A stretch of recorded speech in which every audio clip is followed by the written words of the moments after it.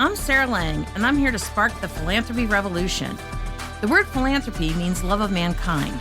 My show is all about the ways we can open our doors and hearts so we can do more good.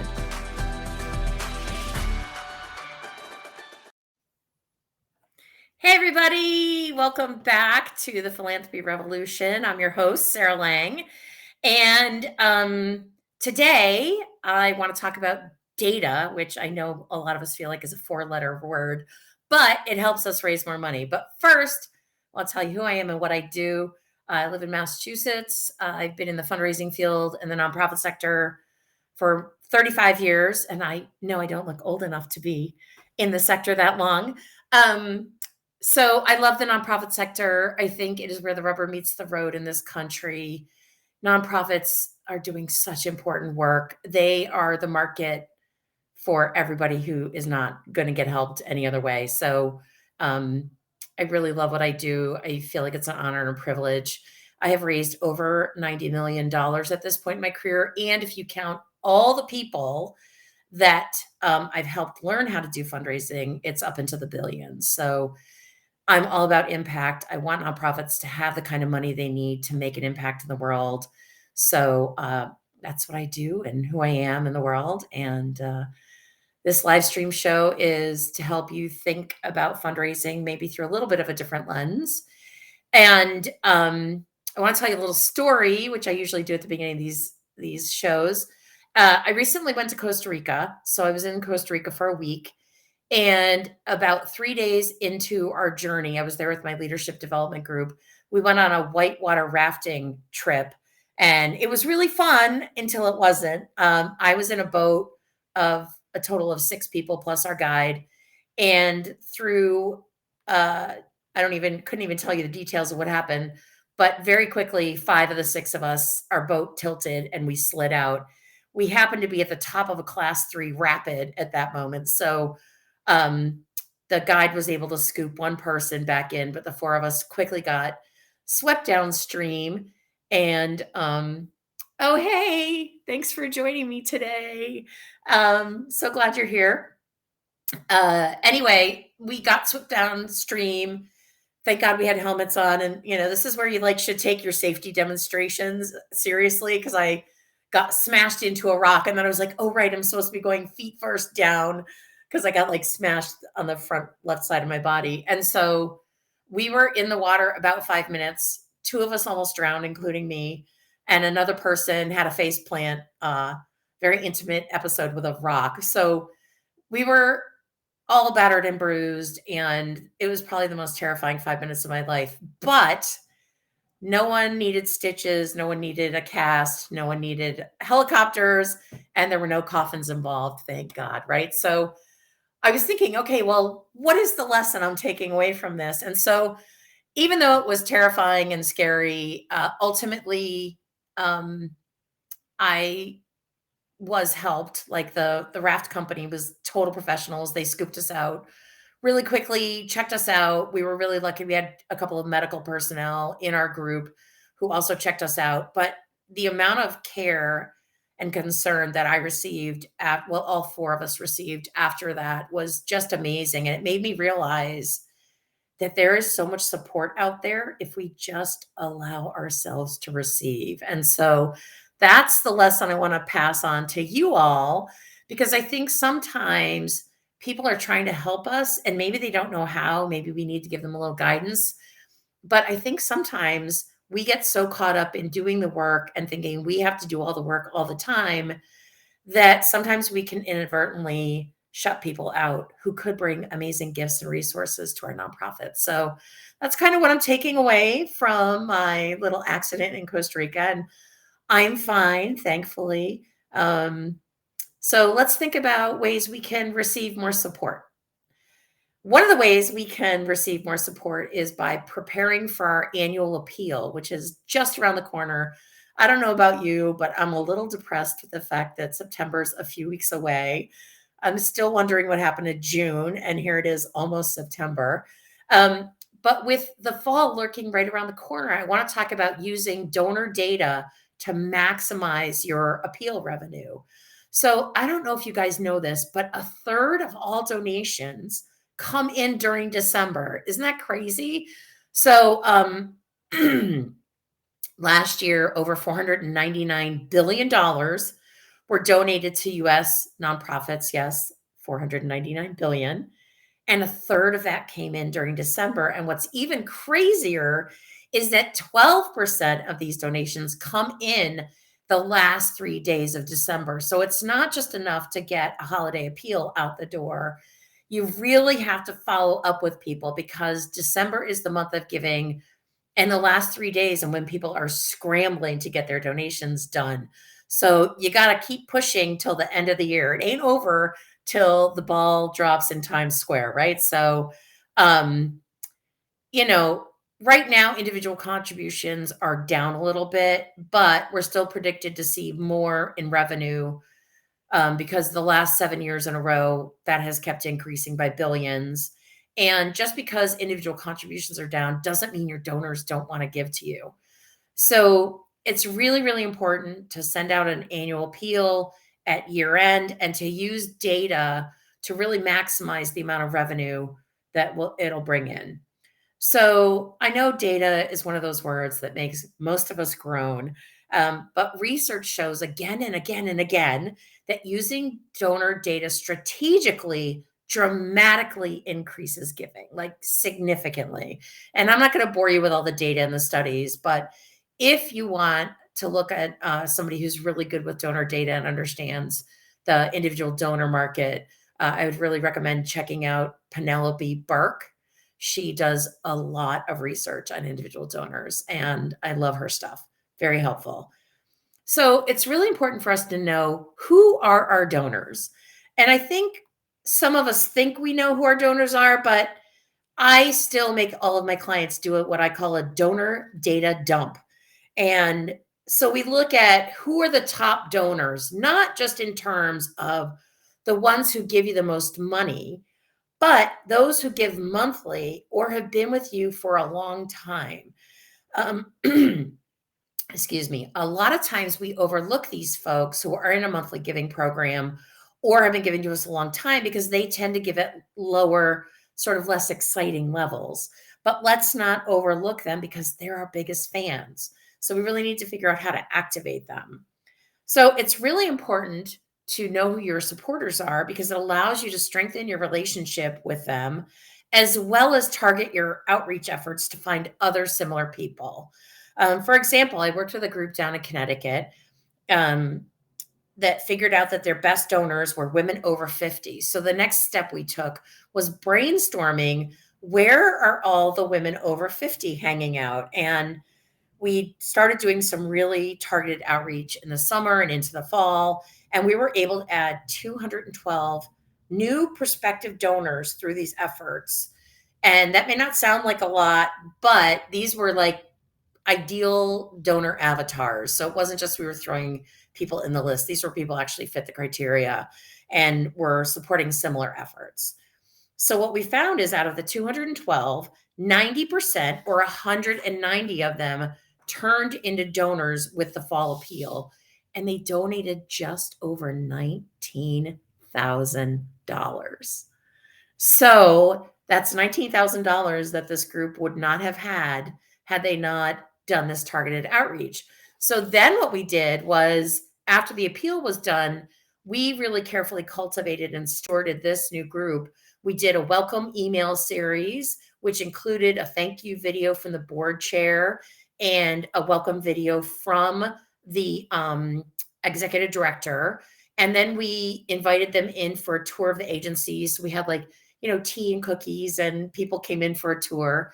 And then the majority of these folks, because we were very carefully cultivating them, became some of the organization's top donors. So it didn't even take that long to get these people excited about the organization and giving at a higher level. So this is where, doing a donor data dump can help you target your audience more specifically. So a lot of times we only focus on those folks we think were major donors, and that number is going to vary for all of us. For some smaller organizations, it might be $500 and up. For other people, it might be 1,000, 5,000 and up. It really depends on kind of what your giving range is. Um, And sometimes nonprofits actually hire fundraisers to cultivate and solicit major gifts. But what research shows is if you focus on your existing donors, these are people who already love and support you, that over time their giving will move from kind of a habitual gift to a significant gift. They're now forsaking others to go steady with you. And over time, they're going to go up to the major gift level, and that the value of their lifetime giving will increase significantly. So, we don't always have to go out and find wealthy people in our community. Sometimes it's just a matter of like loving up on the people who are already in our donor database and helping them understand that they are the heroes in our organization and that they're really central to helping our mission uh, be upholded and helping make a difference in people's lives. So, this is where donor segmentation can be really helpful. So, another way in which it's helpful is it helps you target gift levels and encourage an appropriate uptick in your ask. So, usually when we do a donor data dump, we'll segment them out into groups like, say, $5 to $100, 101 to 250, 251 to 500, 500 and above. And your categories may be different, again, depending on the giving range of your donors. And then what we do is we write a slightly different letter to each group and invite them to step up to the next level. So people kind of get into this habit of thinking, oh, yeah, I give these guys $25. Well, if you don't ask them to go to 50, they're never going to go to 50. I mean, I don't mean to say never, but people need that encouragement, that support, that guidance. Hey, we could really use more support from you. We would invite a larger gift. Um, and then that's not everybody's going to move up, but the people who do, instantly you have more revenue because you've asked more people to move up the giving ladder. And now that gives you more cash. And who doesn't want more cash, right? And once somebody goes up to a level, it's very unusual for them to backtrack. So usually they stay at that level or give more. Again, we have to remind them about how important their gift is and how it's being put to work and why they're the hero. But when they're treated properly through cultivation and stewardship, they will increase their giving over time. So, data shows that if thanked within 48 hours of their gift, donors are 4 times more likely to give again. And this is something that Tom Ahern talked about last week or 2 weeks ago, and that they're going to give at a higher level. So, do you have a gratitude email ready to go out in response to a donation? Better yet, excuse me, how about a donor drip campaign? So, what is a drip campaign? Well, it is a series of emails that goes out to your donors. It could be new donors, it could be existing donors. If it's a new donor, I would make it a welcome series with videos from your board chair, your executive director, like basically affirming their purchase, right? Telling them how important they are, how happy they are that you've joined the cause, the difference that your donation is going to make. And then, so I usually do this like 6 emails over 6 weeks. So make the first one like a thank you, and or a welcome. I would say welcome slash thank you. But then, the board chair could talk about something. You could give them like an infographic about the impact that they're helping make happen. You could give them a client story or a testimonial. So these don't have to be like long emails. You're just dropping into their inbox to remind them and kind of re-release dopamine, because giving releases dopamine. That's why people like to give, because it makes them feel good. So if you help re-release dopamine and remind them that they're a hero, that they're a good person, that they're making a difference, they're going to hang in with you. And so, when you do these campaigns, you can do them again for like new donors, you could do them for existing donors, but you constantly want to affirm people's decision to support your cause. So, the other thing about, hang on one second. Sorry, I'm still healing. My lungs are still healing from nearly drowning in the river. Um, so the other thing about donor segmentation is it can help you identify two really, really, really important groups. The first group is lapsed donors. So I think of lapsed donors as anybody that used to give to you but hasn't given to you in the last 3 years, that loved and supported you at one time. And I'm always curious, like, why did they stop? Um, so send out a donor survey to this group and make sure one of the questions is, why did you stop supporting our organization? Then invite them to be super honest with you. Let them know if you screwed up with them, you want to hear about it so you can correct the mistake and not keep making it with other people. Um, and if you do that survey now, you will have that information on hand as you prepare for your fall appeal. So once you do that survey and you find out, why they stopped giving, some people it's financial. I know I'm a single mom. I've been a single mom since my son was 3. He's now 27, but the 4 years he was in college, holy smokes, do not ask me for more money because every penny I had, I was like, oh, you need drumsticks? Great. You need toothpaste? Great. Oh, more tuition payments are due? Great. It was like every penny I had was going to supporting his college education. And so those were not the 4 years to ask me to go up. Um, I was able to maintain my giving, but it was not the time of my life to ask me to make a bigger donation. So I would really encourage you to find out why your donors disappeared and then send them an appeal, letting them know they've been missed, providing an update on the outcomes and the impact you're making, and letting them know that a donation of even $25 is going to make a difference. You want these people to come back into the fold. So you want to really honor them for having supported you in the past. Let them know how important they were. If you guys did something to flub it up, then say that in the letter, apologize in the letter, let them know what corrections you're making. Um, and just ask them if they'll kind of forgive you and come back as a supporter. And some people will. Um, so, you definitely want to clear the air with folks. And if they don't come back into the fold, then just let them go. It's not worth going and knocking on their door because they may have moved on.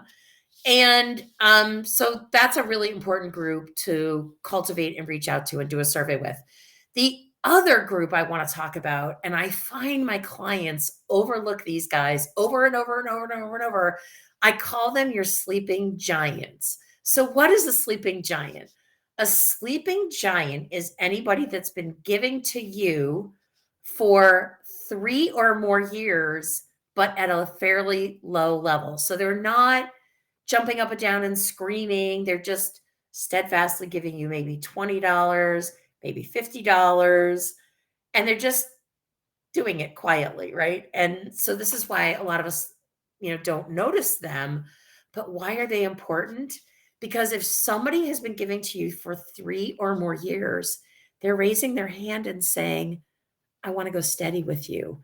And so many times we miss that cue because they do tend to be giving at lower levels. And so we're so brainwashed to focus only on the high end givers that we fail to cultivate and steward these people where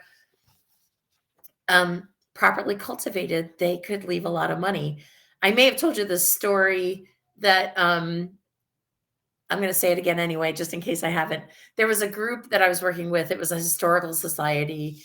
And, they had some fairly older donors and they had some fairly older volunteers. And one day the executive director called me and she was like, oh my gosh, I don't know what to do. I'm freaking out. I'm thinking, oh my gosh, the historical society has burned down, right? Because it's like this old wooden building, in Massachusetts, everything is built, well, almost a lot of older buildings were built in wood.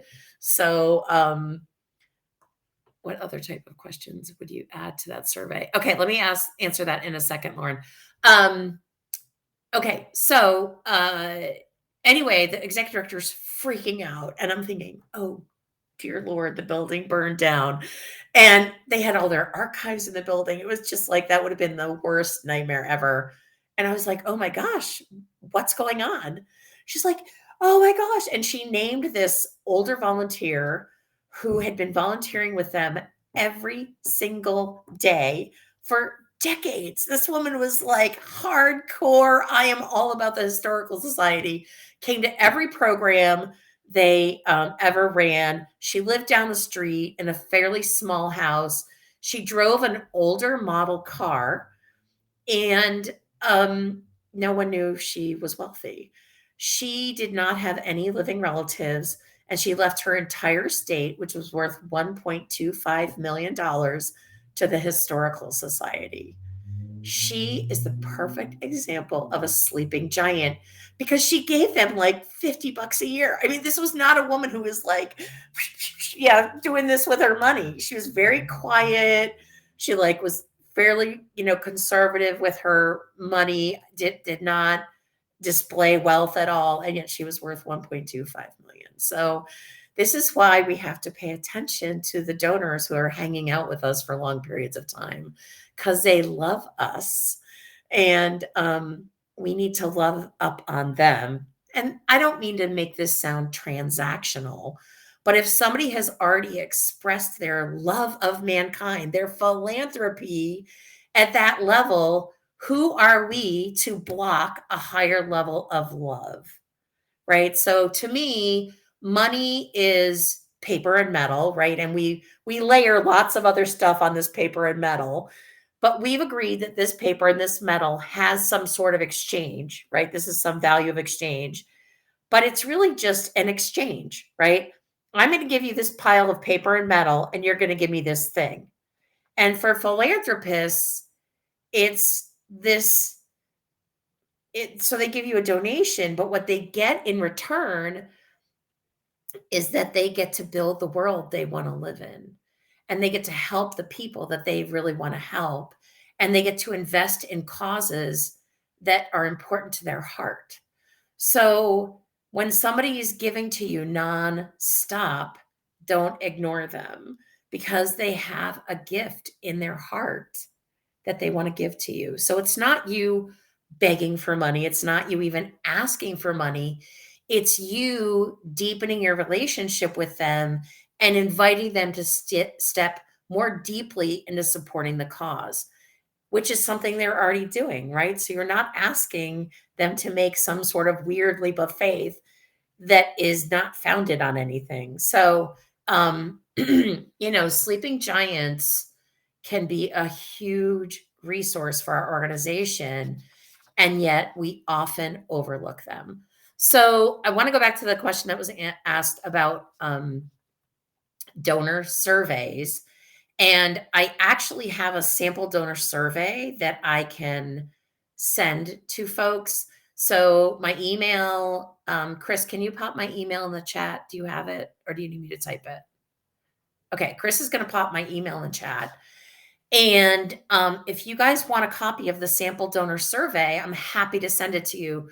Just drop me an email and have the subject line say sample donor survey, and I will have my assistant get that out to you. So that's one thing I can say and offer to you, which I'm happy to do and support you. Basically, what you want to do is ask your donors, how are we doing? Right? So ask them questions about how well they feel fulfilling your mission. Ask them to describe your organization. Because what I found, and not just me, but a lot of other people who study this kind of stuff, have found that the way your donors talk about your organization is very different from the way we talk about our organizations, right? So we have a very particular perspective on the work we're doing because we are inside, living, breathing it every single day. Well, hopefully not every single day. You guys should be taking time off.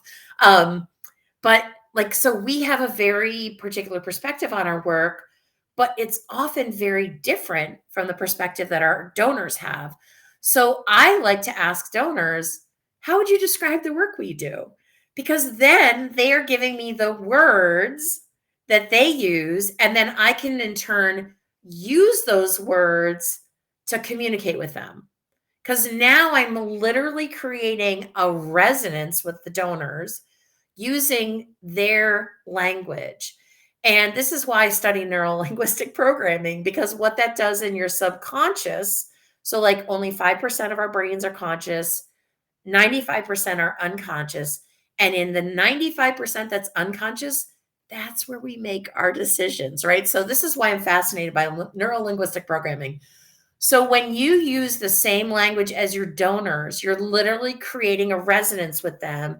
And in their subconscious, they're like, oh, we're on the same wavelength. We're on the same page. They see me, they get me. And that enables them to take a step forward because now they're identifying, right? So now they have an identity which matches your mission, right? And so they are going to take another step towards you when they feel that way, right? So um, that's why I ask, how would you describe our work? The other thing I ask is, how would you describe yourself as a person? And how would you describe yourself as a donor? And again, then I get these words that I get to use right back in my communication. So we will put together like, one of those word clouds for each of those questions so that the communications and donor people have access to them. So they have these words that they can use to unleash a greater level of giving. So this is why donor surveys are so important. And I really, really encourage you to do them at least once a year. Again, if you're sending it to lapsed donors, you could say, we noticed you haven't given in the last couple of years. We really miss you. We want to know if we did anything to upset you, if we made a mistake, if we offended you. Please, please, please let us know, because we don't want to drive our donors away. We want to keep you, in the community that we're creating to support our mission. And so again, allowing them to be candid. Some people are not going to take you up on that offer, but some of them are going to tell you, and they may tell you things that you don't want to hear. But guess what? You need to hear them. Some of it is uncomfortable. Some of it is like, oops. I'll give you a little example. Uh, I used to work in a community-based organization, and we had this great idea. We came into a lot of free stuff. So, for example, local youth organizations would call us and say, we're going to give you 10 free camp slots. Can you fill them with neighborhood kids? Right. I mean, yeah, in like 30 seconds, we could do that. Like one time, Home Depot said, we have this overrun of cabinets. Can we drop them off? I'm forgetting what that other home improvement store was, like green, like their color scheme was green and white. Anyway, doesn't matter. They called us. They had a ton of discontinued wallpaper they wanted to give us. So we had all these great things. We would get tickets to children's theater. We would get free. I don't even know what to. Oh, we would get like just discontinued stuff for people to improve their home. And we wanted our neighborhood folks to benefit. And so we built this whole database, and we thought, okay, now when people come in the door, we're going to give them an intake form which matches the database. So we know if they have kids, what age their kids are, because we were also like running a summer camp. We were working with a couple of local youth agencies to fill their after school program. And so we wanted to like collect information to help people access all this awesome stuff we were getting. Well, one thing we didn't realize is that when people were coming in our door, a lot of them were needing help. They had already exhausted all their personal resources. And for us to shove a clipboard at them with a form with all these questions about like their children and would they ever be interested in X, Y, and Z, they didn't understand why we were collecting this level of information. And so there were people who would like get up and leave. There are people who would like fill it out, but then meet with a staff person and then not come back. And so we started actually following up with these people like, hey, like what happened? And they were like, "Well, I came in because I'm getting evicted and you shoved a clipboard at me. Like, that's not very friendly." I was like, "Oh my."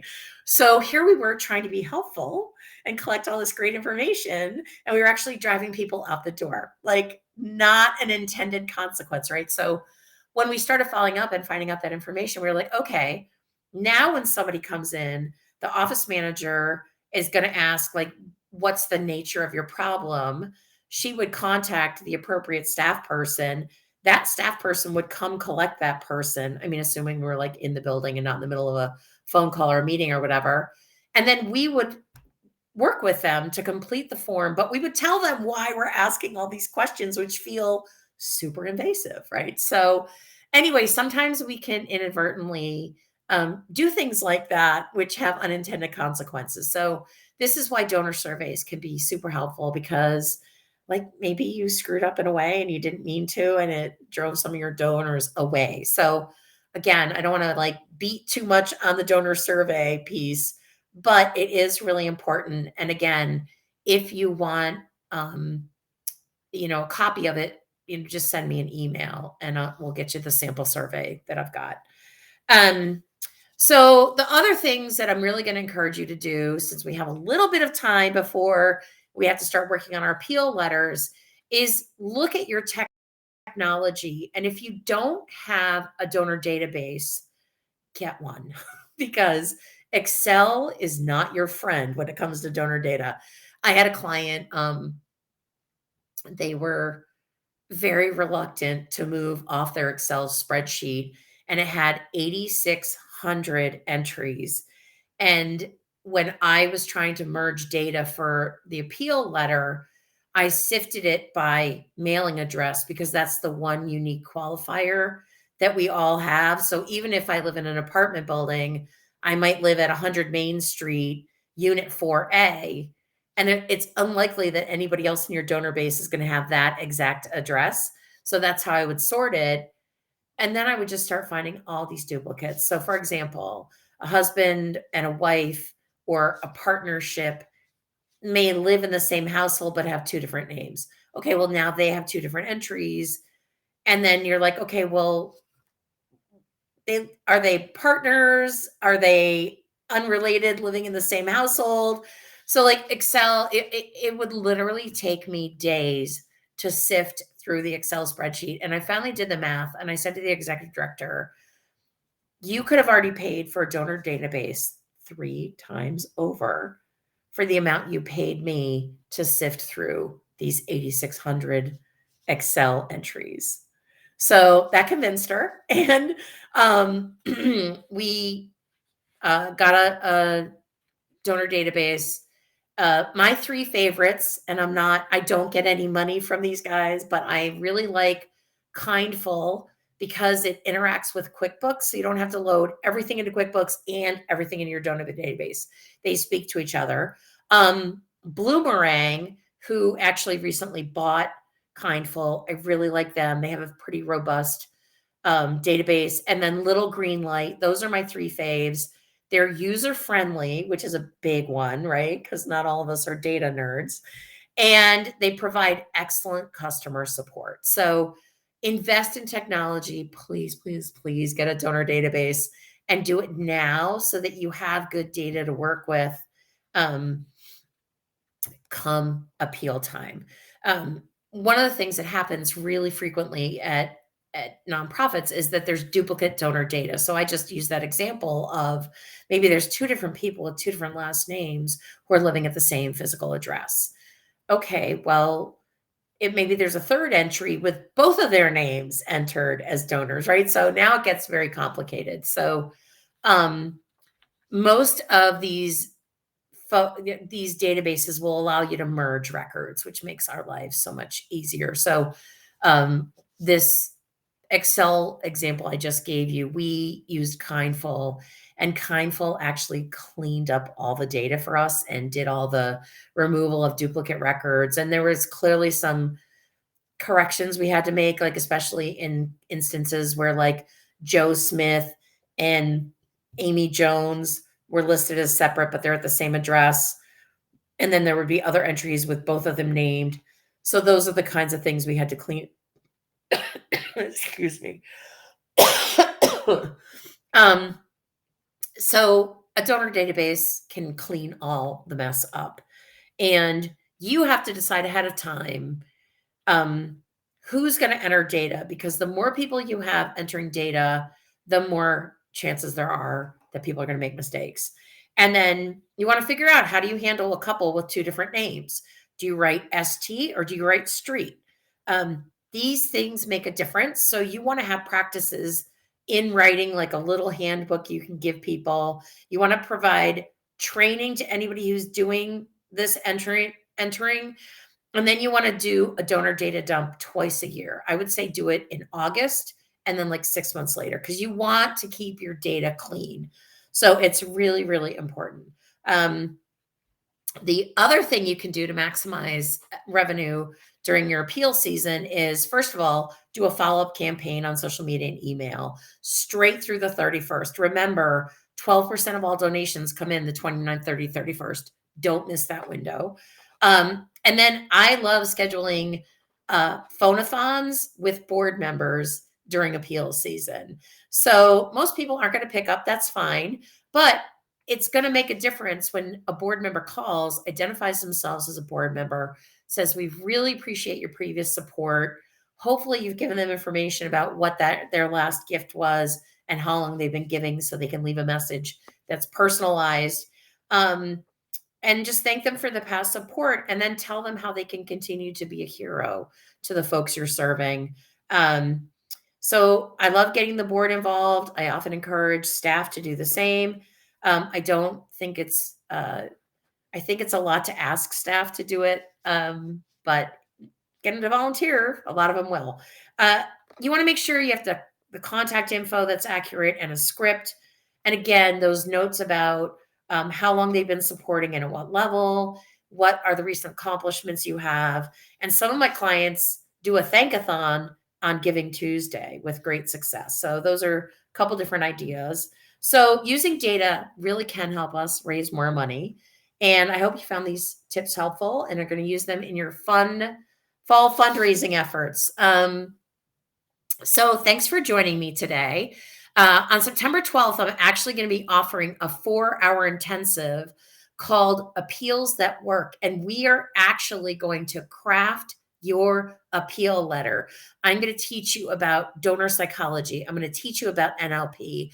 I'm going to help you craft a letter that is going to crack your donors' hearts wide open, right? So I'm going to teach you all the tips and tricks I use to knock it out of the park for my clients. And again, we're going to work on your letter. We're going to workshop it with other people who are attending, and you'll be able to get some feedback from me. So if you want more information, again, drop me an email. We'll make sure you get it.